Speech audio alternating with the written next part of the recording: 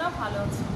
আমি এর আগের ক্লাসে তোমাদেরকে ক্লাস 9-এর স্টুডেন্টদেরকে দেখিয়েছিলাম কীভাবে টেন্স অনুযায়ী ডিরেক্ট থেকে ইনডিরেক্ট ন্যারেশন করতে হয়, সেটা ছিল প্রেজেন্ট টেন্সে।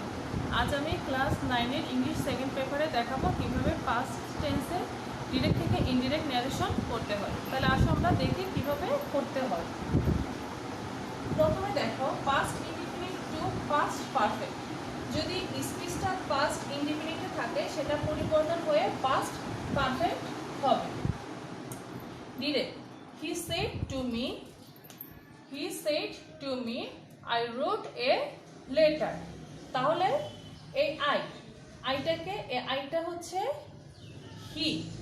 আমরা জানি স্পিচে যদি সাবজেক্ট থাকে সেই সাবজেক্টের পরিবর্তন ঘটে হচ্ছে অবজেক্টের ভার্বের সাবজেক্ট অনুসারে।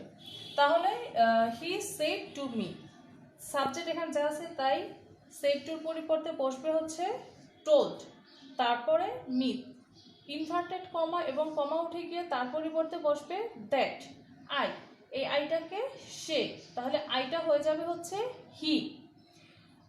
এটা হচ্ছে পাস্ট ইনডিফিনিট টেন্স। আমরা এই পাস্ট ইনডিফিনিট টেন্স থাকলে এটা ইনডিরেক্ট করার সময় করবো হচ্ছে পাস্ট পারফেক্ট টেন্স।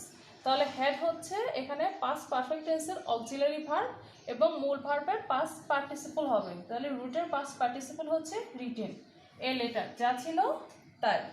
তারপরটা দেখো, past continuous tense to past perfect continuous tense.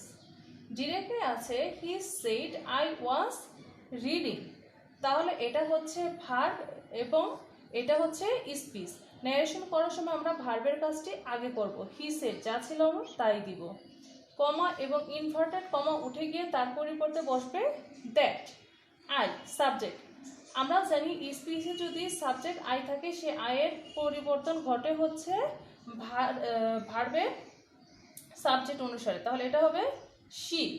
তারপরে পাস্ট পারফেক্ট টেন্সের অক্সিলারি ভার্ব হচ্ছে হ্যাড বিন। রিডিং, যা ছিল তাই। পরেরটা তোমরা ভালো করে খেয়াল করো শিক্ষার্থীরা। পাস্ট পারফেক্ট টেন্স, যদি পাস্ট পারফেক্ট টেন্স থাকে এখানে নো চেঞ্জ অফ টেন্স, এখানে টেন্সের কোনো পরিবর্তন হয় না। তাহলে পরিবর্তনটা কিসের হয় দেখো। ডিরেক্টে আছে the boy said I had done the work. তাহলে এখানে দ্য বয় সেড এটা হচ্ছে verb, I had done the work এটা হচ্ছে স্পিচ। আমরা রিপোর্টিং ভার্বের কাজটা আগে করব। দ্য বয় সেড, যা ছিল তাই দিব। এটা অ্যাসার্টিভ সেন্টেন্স, কমা এবং ইনভার্টেড কমা উঠে গিয়ে তার পরিবর্তে বসবে দ্যাট। সাবজেক্ট আছে আই, তাহলে আই বলতে কাকে বুঝিয়েছে? এই বালকটাকে বোঝানো হয়েছে। বালকটাকে একটা ছেলে, তাহলে তার প্রোনাউন হবে হচ্ছে হি। দেখেছো তোমরা? ভালো করে দেখো। তারপর দেখো অক্সিলারি ভার্ব হ্যাড আছে, হ্যাড ডান, এখানে হ্যাড ডানই আছে। অক্সিলারি ভার্বের কোনো পরিবর্তন ঘটেনি, টেন্সের কোনো পরিবর্তন এখানে ঘটেনি, পরিবর্তন ঘটেছে প্রোনাউন। তাহলে যদি পাস্ট পারফেক্ট থাকে তাহলে ভার্বের পাস্ট পারফেক্টই থাকবে, কোনো পরিবর্তন হবে না। Next, past perfect continuous tense. এটাও একই নিয়ম, নো চেঞ্জ অফ টেন্স, এখানে টেন্সের কোনো পরিবর্তন হয় না।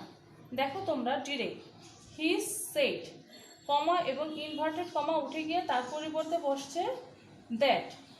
তারপরে আছে কে? সাবজেক্ট আছে I had been reading for 2 hours। তাহলে এই আইটা বলতে কাকে বুঝিয়েছে? তাকে বুঝিয়েছে। আমরা জানি সাবজেক্টের পরিবর্তন ঘটে হচ্ছে রিপিটিং ভার্বের সাবজেক্ট অনুসারে।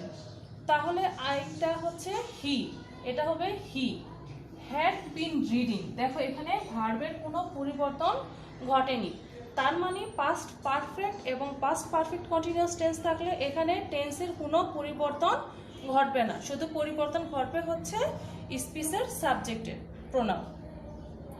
Future tense to future in the past tense. দেখো এটা ডিরেক্টে আছে she said to me I shall help you. তাহলে আমরা জানি সেড টু থাকলে তার পরিবর্তে বসে হচ্ছে টোল্ড, সেড টু থাকলে তার পরিবর্তে টোল্ড।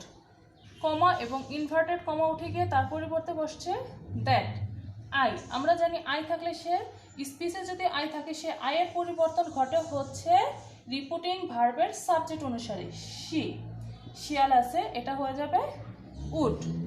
হেল্প যা ছিল তাই, ইউ ইউ বলতে কাকে বুঝিয়েছে, আমাকে, এটা হয়ে যাবে মি।